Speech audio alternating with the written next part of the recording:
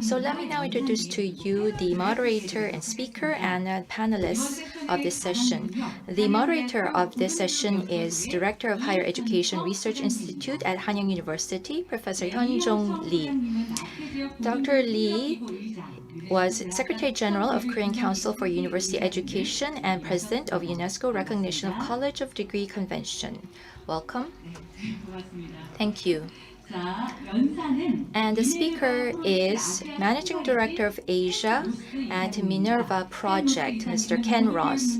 He's an expert in higher education, educational reform, and borderless education between China and the US.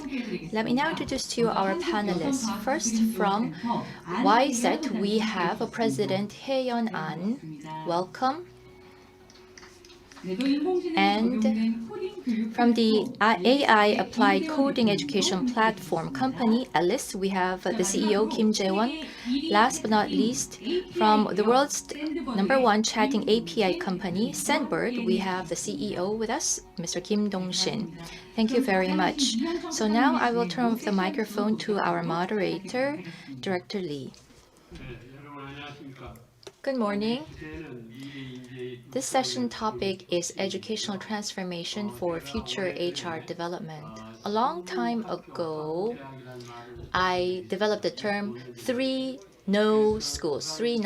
So no books in the library, bookless library, and no professors in the classrooms, professorless classrooms, and no campus for colleges, so campusless colleges.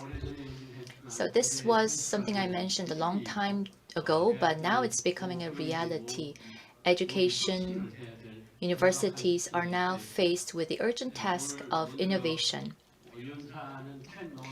Our speaker for this session is Mr. Ken Ross, the Managing Director of Asia at Minerva. So he will begin with his presentation. I believe that it'll be a video presentation, and then we will invite two panelists, and one panelist is connected via online. So will we show a video of the presentation of Ken Ross? Hello everyone, my name is Ken Ross and I'm from the Minerva Project. I'd like to explore with you several questions that are highly relevant not only for modern educators, or students and parents or learners, but also for those in industry, in government, in policy, and well, pretty much just anyone, for all of us on this planet. And I'd like to talk about three questions. First, how should educational systems nurture innovative talent for our modern era? Secondly, what proven methods and tools exist to do so? Ideally, tools that are known to be effective both based on science and also based on practical implementation. And then how should we consider implementing them? And then third, what are some concrete examples of people actually applying these approaches? And what have these achieved to date? So first, let's talk a little bit about educational systems and how they should be nurturing talent for our modern era. What is needed, in other words? First of all, what is perhaps not needed is information or information dissemination. Information is ubiquitous. It's easy to come by. It's oftentimes free, right? Something that wasn't always the case in the history of humankind. But rather what we are lacking, what we very much believe we're lacking, is wisdom. And let me define that, right? By wisdom, I basically mean the systematic application of knowledge in unfamiliar contexts. Another way to say that would be the ability to know how to make effective, dare I say, correct decisions when faced with new and novel situations that one may have not been faced with before. Right? So how can we develop this cross-contextual ability to critically analyze situations, to devise creative solutions to those challenges, and particularly the world's most intractable problems, to communicate these solutions with others, and then to work and collaborate effectively with others, either as a leader or as an influencer or as a collaborator, to implement these solutions. So Because when we think about successful innovators, this is exactly what they do, and they do it well. Right? However, as we all know from our personal experiences, this is not what the current education systems do. Again, they disseminate information, even though, as I said in the beginning, such information is ubiquitous. Now, we require education systems to impart this wisdom, to teach people how to cross-contextually, to think critically, think creatively, communicate effectively, and interact effectively. So therefore, what proven methods and tools exist, and how should we consider implementing them? So first, let's talk a little bit about the what, right? And perhaps the most important thing when it's in terms of the what, an education system that's designed, again, for a modern era should actually teach, is in order to nurture this critical wisdom that I talked about before, would be to first set out a broad set of applicable skills, right? A set of systematic knowledge, right? Now, this is something that we at Minerva actually call habits of mind. You can think of these as mental models, right? Transferable skills that are relevant not just in one context or in one field or in one area or in one discipline, but actually are applicable in many, if not most, right? Another way to think of this is actually how to break down the core components of what I talked about before, the ability to think critically and think creatively, communicate effectively, and interact effectively, right? The core cognitive building blocks of what we commonly think of, or some people oftentimes call the 4 C's, right? And again, cognitive science and cognitive scientists have done a decent amount of research into this. This is not necessarily anything new, but the first step would be actually to categorize, to set forth a taxonomy, a set of these habits of mind, of these mental models, such that they can be applied and they can be practiced in different areas, which actually gets me to the second point, right, in terms of proven methods and tools that actually exist, and that gets to the how, right? First we talked about the what, now I'm going to talk a little bit about the how. And that relates to how should one actually, and how should an education system have learners practice these habits of mind and mental models, again, across different contexts. Because if you understand a little bit about how our brains learn, you understand that practicing these in different contexts is the only way that our brains can truly learn them. This is related to a concept called far transfer. Again, the idea of learning something in one context, but then being able to, again, and it has to be done with deliberate practice, intentional practice over time, to be able to transfer that to a new and a different and a novel context.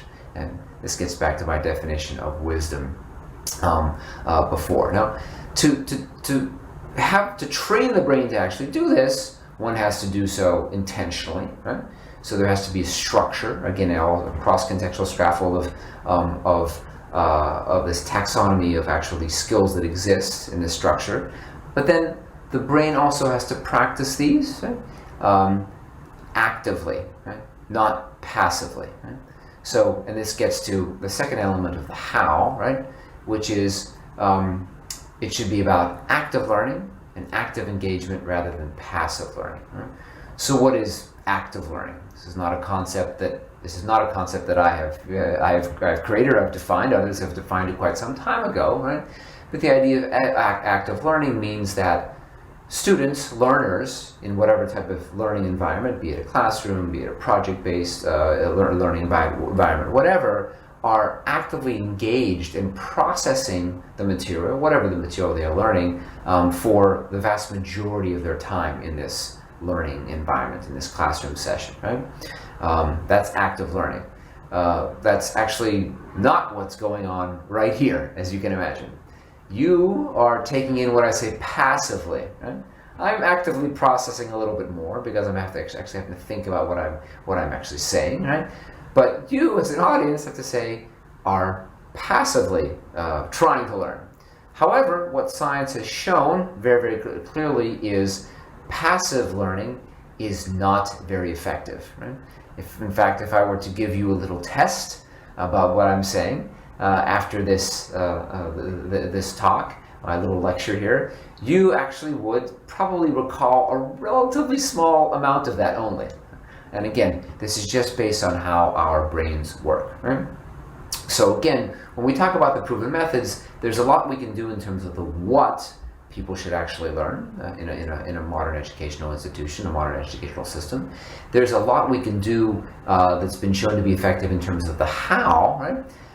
Let's talk about a third element. The third element is the importance of actually the ability to track and to assess how a learner, a student, it could be a professional learner, an executive education learner, a high school learner, right?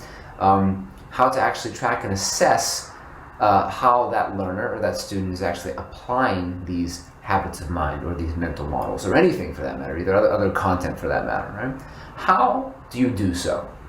Well, what we have learned is to do so most effectively, right, you actually require a data-mediated learning environment. Now, this is wonderful because in our modern world, in the 21st century, right, unlike in the most of the 20th or certainly the 19th and before, we actually have technology, right, to actually help us in this respect, to actually record how learners apply these mental models, and then to assess them, right, oftentimes using basic standards of mastery, such as mastery rubrics, which themselves have necessarily nothing to do with technology, but it can be applied in this context.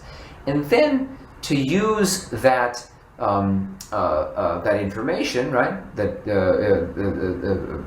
taken from this data-mediated environment, and to provide very formative feedback to learners such that they can actually improve over time, right?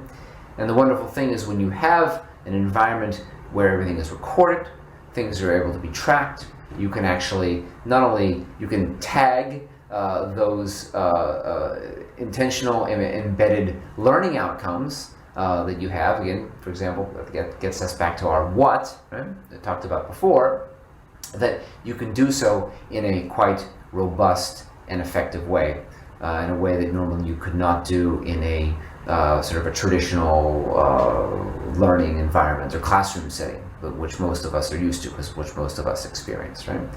So think for a moment how this is really so different from what you experienced as a student in high school or a student at university or graduate school, or perhaps even in any continued learning or professional learning or education you've experienced since. You know, did you deal with it? Did you experience and did you learn this cross-contextual taxonomy of transferable skills that were embedded in all different types of subject matter, right? That you actually practiced over and over and over again in subject matter to affect far transferring. Did you? Probably not. Should you have? Definitely so, right? Did you learn in completely active or fully active learning environments? Or were you lectured to a lot of the time, right?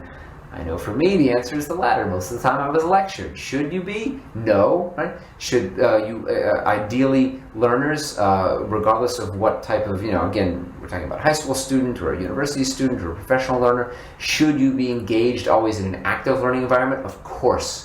Because the science shows us that is where the more processing that our brains actually do, the more actively we engage with the material, the more we actually retain, the more effectively we actually learn. And in an ideal world, would it not be better if we could use a data-mediated learning environment to track progress of learners and to provide formative feedback, a lot of formative feedback, as opposed to just testing, which is a summative feedback model, but to provide that formative feedback over time, such to ideally optimize whatever learning outcomes an institution or program actually has set.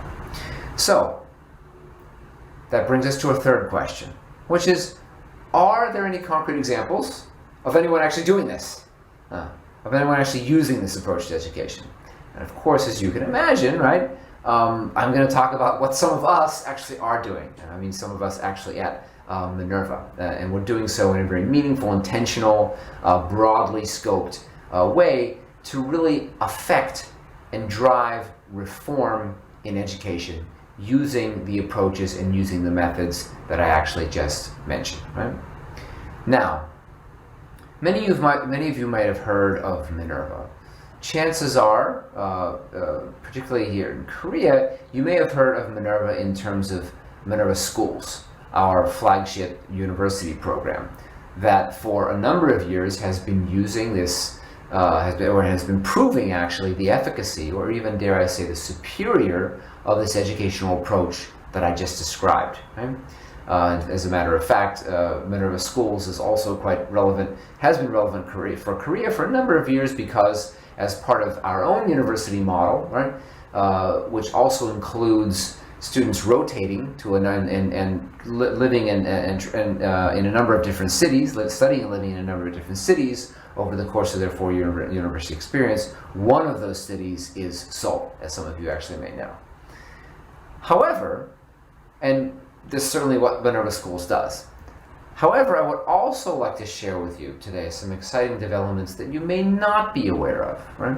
Which are also highly relevant for Korea and frankly for everyone and everywhere around the world. And that could be specifically quite relevant for you and for your organization if you choose to potentially come and join us to also drive educational reform and transformation and to help nurture more critical wisdom for the sake of the world.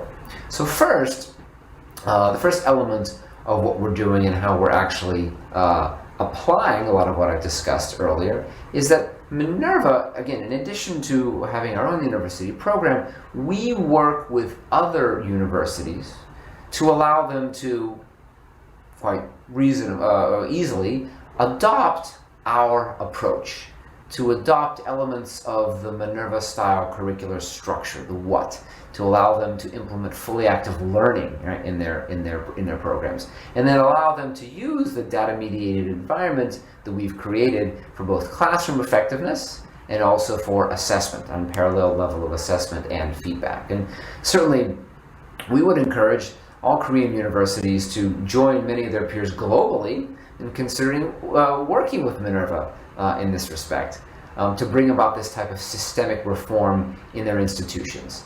We would be happy to work with anyone who is committed to such transformation and such innovation. So that's one element of what we are doing that you may not actually be aware of. The second thing I think is quite interesting is that Minerva has for several years now developed and been implementing with partners groundbreaking professional learning curricula that leverage what our model does best, what I discussed before, to develop talent that already exists in organizations, in companies, in institutions, in governments around the world. Professional learning, also executive education. Right? And as a matter of fact, we have been doing this in Korea pretty much since the beginning that we have. This is the beginning that we've been running professional learning programs. Been working with several major organizations here in Korea to a very, very positive effect and very, very positive feedback. So that's also something else that not everybody knows about, but is another way that we are affecting this change in education at the professional learning level. And then third, I will mention some also very interesting news that is even newer, even more recent. And that is several months ago, Minerva announced that we have been reinventing high school. We've been reinventing secondary school through the Minerva Baccalaureate, a completely reimagined and redesigned secondary school and university preparation program that really represents a sea change in high school, right? And interestingly enough, you may like to know that Asia's first several schools that we have selected to implement and adopt the Minerva Baccalaureate beginning next fall are actually located in Korea, right? And you can expect to see many more as the Minerva Baccalaureate becomes the new gold standard for high school education in our modern world. And again, using the elements that we talked about before. So all of these initiatives, all of these concrete examples of actual implementation, people actually doing something, walking the walk, not just talking the talk, right?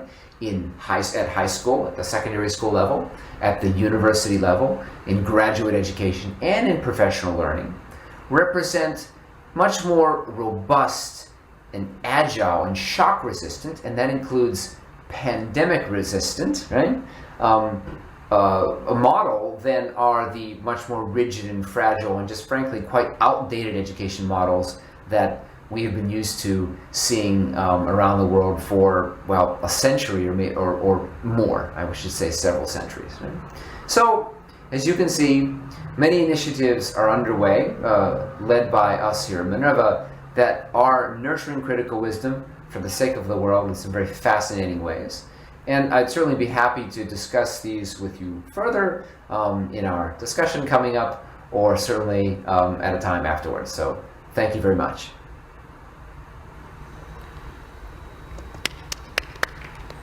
Okay, thank you, Ken. Are you still there? Indeed, I am. Okay, it's a long time no see. Anyhow. I know. How are you? Yeah. Anyhow, here you mentioned about positive learning, passive learning from passive learning to active learning. You can explain further about active learning in details, if you don't mind. Certainly, we can talk a bit more about that. So, first of all, active learning is really all about engagement and creating and maintaining an environment where learners in whatever setting, be it in an offline setting, an online setting, are actively engaged with whatever they are learning. So it is not content specific, it is methodology specific. And active learning actually is not new, right? It has been around for quite some time. Many researchers, but also education practitioners have shown through implementation and the research into active learning that it is quite effective.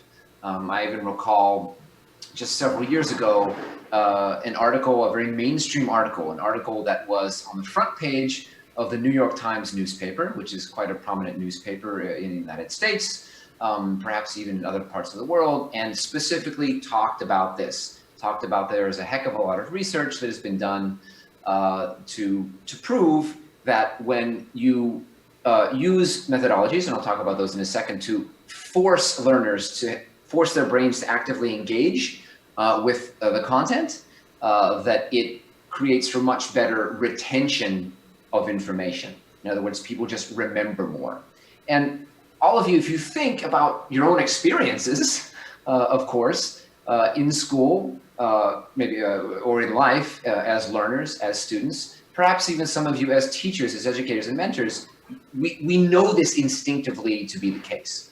So active learning, again, has existed for a while. Now, Minerva and active learning, oftentimes, I will give a definition of it, is that active learning means that you would have all learners in an environment, say in a classroom environment, be engaged with the material in a very proactive manner, at least say 50% of the time, at least half of the time. Right? Now, actually, at Minerva, we actually use a term called fully active learning, a term that we actually created to define a higher standard for active engagement. One where learners in a classroom setting are engaged 75 to 80% or more of the time. Okay, Ken. Okay, yeah. That's enough. I think I have a time restriction. Sorry about that. That's true. I'm talking too much, right? Okay. Okay, thank you again, and take care. Thank you. So we have online questions. Unfortunately, I cannot answer this by myself, and you're supposed to answer it, but we have a time limitation. Please understand that. Thank you. 이제 패널 디스커션으로 들어가겠는데. So we will now go into the panel discussion. So Dr. Ken Ross, are you still connected online? But now we're going to have a panel discussion. So we ask you for your patience. John Kim I'll give 3 or 4 minutes, just quick panel discussion. He's Sandbird CEO, and surprisingly, you are its #1 gamer is when you were a student. Is that right? Yeah, it certainly is true. I played a lot of Unreal Tournament Quake first-person shooter games. Used to be a terrible son, terrible friend. Played too much time playing games, but yeah, back in the days. Okay. 자, if you're okay in speak in Korean or English is better for you? 네, 한국어도 괜찮습니다. 네. Okay. Korean is fine because I did, I was a pro gamer in Korea once. So because of digital transformation, we are seeing more possibilities for transforming education also. So what kinds of talents do you require at your company? And what kind of preparatory work should the colleges do to foster such needed talents? So can you be brief in your answer? Yes, in fact, I thought about that a lot. In the case of Sandbird, our office is in Silicon Valley, but we have offices in New York, London, about 7 cities around the world. We do have an office in Korea also. So ultimately, global talents it's not a simple catchphrase. You need to really prepare for it. You need to change your mindset to be able to foster these needed talents. And the experience of directly working in a certain culture, the linguistic barriers, and other types of barriers, it requires a lot of effort to overcome that. And you have to be on the ground working to experience it firsthand to be able to grow the needed capacity. So you need to learn how to interact and collaborate with all different countries around the world. So one key word that I want to offer is for the global talents, the cornerstone. I mean, you would need to set these kinds of cornerstones to foster future talents. Yes, thank you. And next, let's go on to Dr. An. 3 minutes. Yes, today we're talking about the future talents, and I want to talk about the female future talents that we need. Last week, there was a gathering and to talk about fostering female talents in the STEM fields. And people from Japan, the US, and Korea got together. Not only in Korea, but also in the US, in the STEM field, and also in the digital transformation sector. Fostering talent has become a very hot topic. In all industries, I think that there has been a lot of efforts being made to prepare for the upcoming changes. And in particular, when it comes to the digital sector, we have been focusing our attention on that sector today. But if you look at the engineering schools and the universities, if you look at the students there, about 10% to 20% of the total students are female. And also, if you look at the related industries, female workers account for only about 20%. And when they age and become in their 40s or 30s, I think that about 50% of them no longer work. So why do we have to think about this? Because there's not only an issue about female talents, but it's also an issue about national competitiveness. We talk about the lack of talents in the field of AI or big data, and we need to develop them because we're experiencing massive change and we're experiencing digital transformation. But this is the current reality, so what should we do? And also, you know that Korea's birth rate is less than 1%. The situation will not improve, unfortunately. No matter how hard we try in the field of education, still, because of these realities, these challenges, we have a lot of pointy issues that we have to resolve, especially when it comes to fostering fostering the female resources that we need. So then, what kind of new approach do we need, especially in the field of education? Now, listening to everyone here today, I think that we heard about mentioning of the total trends and also diversity, that the world is changing. We're going in a positive direction. I do agree with all of that. However, I think that still culturally we have limitations here in Korea. And also the system itself, we talked about Korea's education system, how it's very slow in terms of adopting change. There are a lot of barriers that we still have to overcome because of these things. And so I think still, when we think about female education, we really need an effective mentoring system to have the students meet one-on-one with teachers or mentors to show them role models, success stories. I think that that can be one effective way to foster female talents. And also when it comes to the education contents, right now, I think we don't have a lot of contents that can attract the attention and interest of female students. That's another big issue.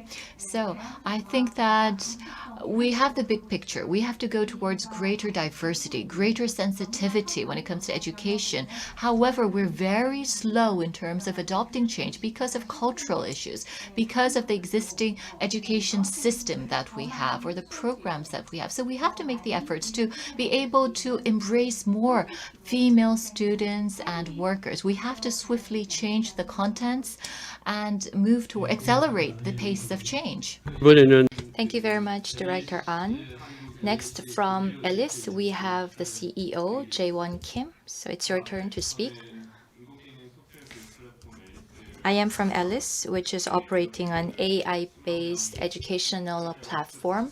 And it's a platform used by over 100,000 users so far. Passive learning, active learning. Yes, we heard about the difference between the two. So software is is a result of active learning. So videos, previously they were considered as just passive learning, but then now using these platforms, we are evolving towards more active learning. And when we do have active learning, I mean, we have very different results for the students. So if you look at the normal distribution, for example, in the previous model versus the current model, there is a huge difference between those who do well versus those who don't do well under the active learning platform. So we thought about how to tackle this issue. So as we heard earlier, we want a data-driven platform to be established to understand the specific issues of the different students. So that is how the approach that we are taking. So when we did apply this active learning program, the completion rate was quite high. So we are trying to provide all these different functions. And these platforms, the diverse experiences, they are spreading throughout our society. But then now we are faced with a stumbling block because there's so many stakeholders in education. There's government, there is institutions, students, and also the lecturers. So these stakeholders all exist in education. So even if you have great technology, there are all these vested interests that you have to deal with. So we need to harmonize the different roles that the different stakeholders will have to play. So to give you an example, students' data, company data, or government data, they're all important, but what the government should do is to manage the data well. Companies should be able to collect this data well, analyze them. We have the technical capability to do that. So each stakeholder would have the respective roles, and if we harmonize those, then we will have much more development in the future and educational transformation. So educational innovation is something that everyone can contribute to in our society. We need to have a data-driven approach, and we need to collaborate according to the situation. 고맙습니다. Yes, thank you. And now let's go on to a question that someone has raised online and also from the floor. Now first, the question is as follows. Minerva schools are known to have very innovative programs. And what kind of actual progress have you enjoyed or performance have you enjoyed? one of the very innovative, creative model in the world. So what's your outcome? What's the successful case you have so far? Right. It's a good question.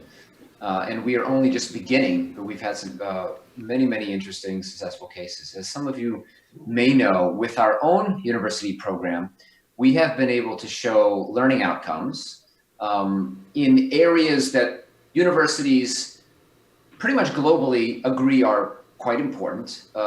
Skills related to these habits of mind related to critical thinking ability, creative problem solving ability, effective communication.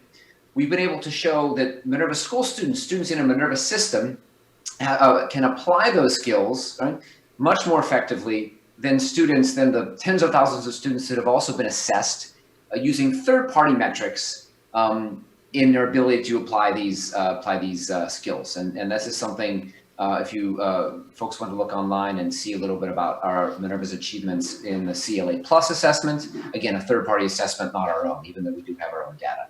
Another interesting, I think, metric is if you look at the growth of Minerva schools, certainly over time, and the interest that students and families and parents and educators from around the world have shown to actually come to Minerva schools. That's another thing. Another interesting achievement and outcome is that starting about 2 years ago, as I mentioned before, Minerva began to collaborate with other first universities. Now we do so with graduate schools. Now we work directly with companies and organizations. And now beginning this year, we are beginning to assist secondary schools and high schools to allow them to adopt the key elements of the Minerva model.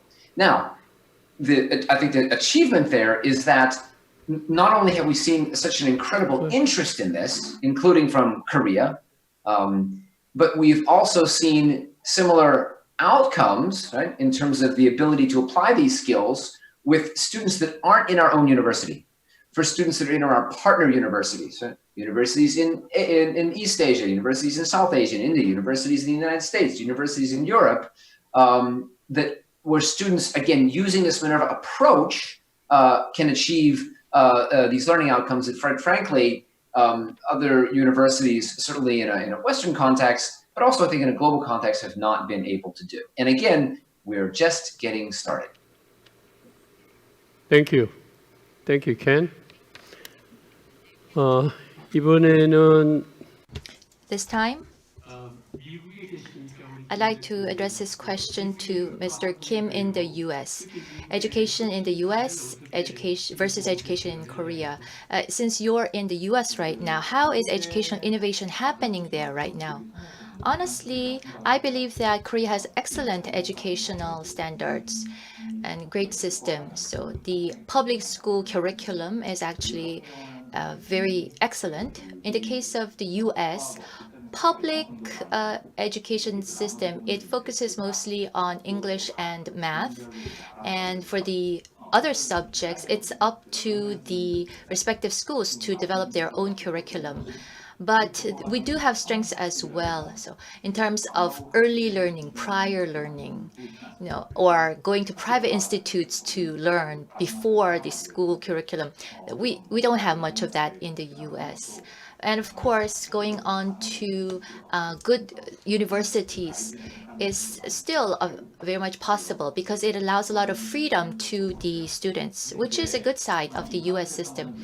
What is impressive in the U.S. is, including Minerva School, there are a lot of alternative or complementary programs. There's the Lambda program, for example. So there are a lot of alternatives or complements or supplements to the existing educational system to provide the needed skills and programs that these other types of students would need. So ultimately, rather than being dragged by the educational system, the users are able to select on their own based on their personal needs. So that is the kind of educational culture here in the US. So I think this is one area where Korea could do better. So of course, there are pros and cons on both sides.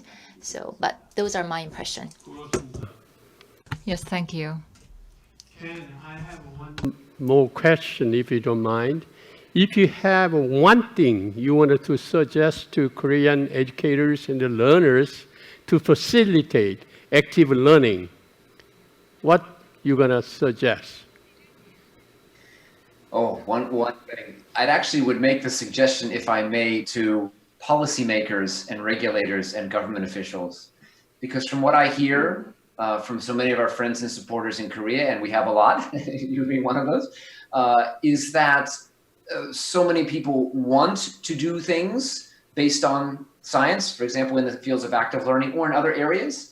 But oftentimes people will lament some of the regulatory constraints and challenges and burdens that exist. And I think that certainly Mr. John Kim also indicated that there are other markets and regions and places around the world. And I'm not saying this is just the United States, because the United States is far from perfect, and in many ways doesn't do as well as Korea in many respects in education. However, the ability to have an open environment where you can bring in, be it more active learning models or other alternative or complementary models. From what I hear from many people, in Korea, and so also from my personal experience, it would be great if some of that regulatory burden would be eased, and the flexibility would be increased for more folks within the country to do what many people know can and should be done at many levels. Thank you. Thank you very much. 우리 시간이 Our session time is up. So our two panelists up on the stage, do you have any last comments you want to make? Okay, thank you very much. And John Kim, thank you very much. Okay. 고맙습니다. 제가 래핑업을 하겠습니다. So I will wrap up this session. The fifth industrial revolution society will be emerging quite soon. We heard many different things earlier, but I would like to share with you two tips. Based on natural law, there's a paradigm shift to science law. And second is we're going to be a binaural society. In other words, everyone will have two brains. One is AI brain and one natural brain. And so we will have these major transformations happen. When will that happen? We think it's before 2030. And so fostering HRST will require major change as well. And if you look at the role that colleges should play, I mean, there is a lot of convergence happening already. In terms of methodology, college right now cannot focus on campus-based educational programs. There has to be learning platform-based teaching and learning that happens. And so all of the learners will have to be cell learners. So they will each become different cells like atoms. And so in our future society, it will be way beyond what we are just discussing right now. As we heard through the keynote presentation today, well, he talked a little bit conservatively, but by 2023, AI will surpass the capacity of humans and the whole ecosystem will change.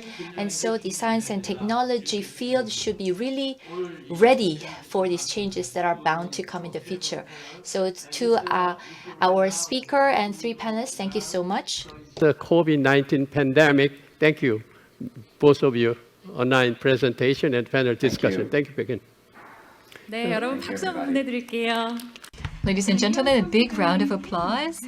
I would like to thank our moderator, Dr. Lee Hyun-chung, and also Mr. Ken Ross, as well as Dr. An Hae-yeon and Mr. Kim Jae-won and Kim Dong-shin for joining us.